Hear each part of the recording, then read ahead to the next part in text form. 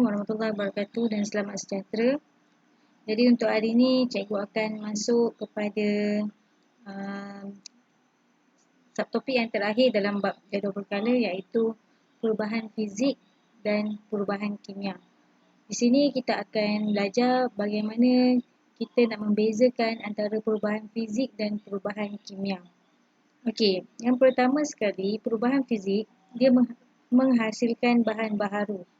Contohnya kita ada seketul ais. Apabila kita biarkan ais itu pada suhu bilik, dia akan berubah menjadi air. Okey, itu yang pertama. Okey, kemudian perubahan fizik juga melibatkan proses kondensasi, peleburan dan pembekuan. Okey, yang seterusnya, apakah yang dimaksudkan dengan perubahan kimia? Perubahan kimia dia tidak menghasilkan bahan baru. Contoh kita ada sebatang paku. Kemudian paku itu kita biarkan pada ruangan udara yang terbuka yang mengandungi wap air dan juga oksigen.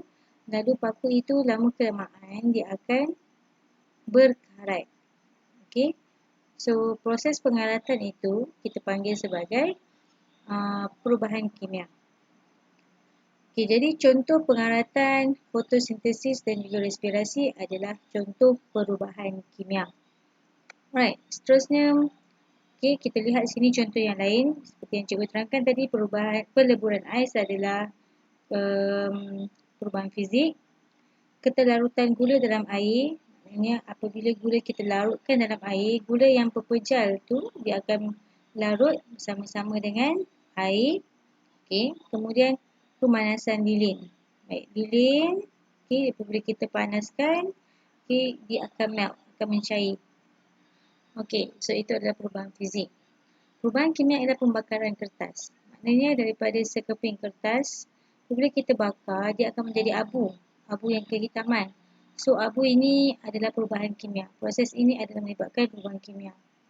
Apple yang telah dikupas. Apabila kamu memotong sebiji apple, bila kamu potong, kamu biarkan di udara potongan apple tersebut, kamu akan perhatikan apple yang telah kamu potong permukaannya bertukar menjadi warna coklat. Pada ketika ini pun kamu rasa dia seolah-olah tidak boleh dimakan, tapi hakikatnya apple itu telah mengalami perubahan kimia menyebabkan tekstur kulit atau warna dia tu berubah. Seterusnya ini adalah perbezaan dan persamaan antara perubahan fizik dan perubahan kimia. Kedua-duanya, perubahan fizik dan perubahan kimia ini mempunyai persamaan, iaitu yang pertama, perubahan fizik dan kimia hanya berlaku pada jirim dan perubahan tenaga berlaku pada ketika perubahan fizik dan kimia berlaku. Baik, ini kita terangkan secara ringkas, jadi kamu boleh baca. So di sini adalah perbezaan campuran dan sebatian. Perbezaan antara campuran dan sebatian, kita tahu campuran ni apabila dua bahan dia bercampur dan kita boleh asingkan dengan kaedah fizikal. Sama ada kita nak asingkan guna magnet atau kita nak penapisan. Sebatian pula ialah dua unsur atau sebatian yang bergabung yang apabila kita nak pisahkan dia, kita perlukan kaedah kimia. Baik, so perubahan bentuk baharu dari segi campuran, apabila kita campurkan minyak dan air, tidak ada bahan baru yang terbentuk. Tapi apabila sebatian kita campurkan dua unsur, contohnya hidrogen, hidrogen kita campurkan dengan oksigen, lalu terbentuklah sebatian air. So ini akan menghasilkan pembentukan bahan baharu. Dalam campuran tiada ikatan kimia yang terbentuk. Ikatan kimia itu apa? Macam cikgu cakap ni lah. Hidrogen, dia bergabung dengan oksigen melalui satu ikatan. So ikatan ni kita panggil ikatan kimia. Jadi sebatian juga melibatkan pembentukan ikatan kimia. So kaedah pengasingan dari segi campuran kita boleh asingkan cara kaedah fizikal yang telah kita pelajari. Okey, antaranya kita guna magnet, kaedah pemisahan, kaedah pengasingan, kaedah kromatografi. Okey, itu adalah kaedah-kaedah pengasingan campuran. Tapi kalau kita nak asingkan sebatian, kita perlukan kaedah kimia. Okey.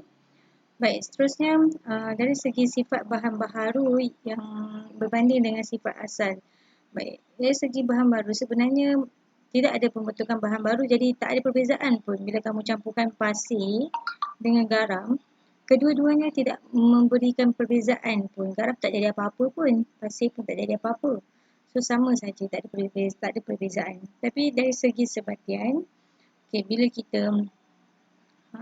dia terbentuk bahan baru, maka sifat dia itu mempunyai perbezaan dengan sifat asal unsur. Macam hidrogen, bila bergabung dengan oksigen, okay, dia akan bentuk air. Jadi air ni tidak mewakili sifat hidrogen, tidak mewakili sifat oksigen. Dia ada sifat yang tersendiri. Okey, baik. Itu saja untuk tajuk jadual berkala. So, kita akan sambung pada kelas akan datang dengan tajuk yang baru.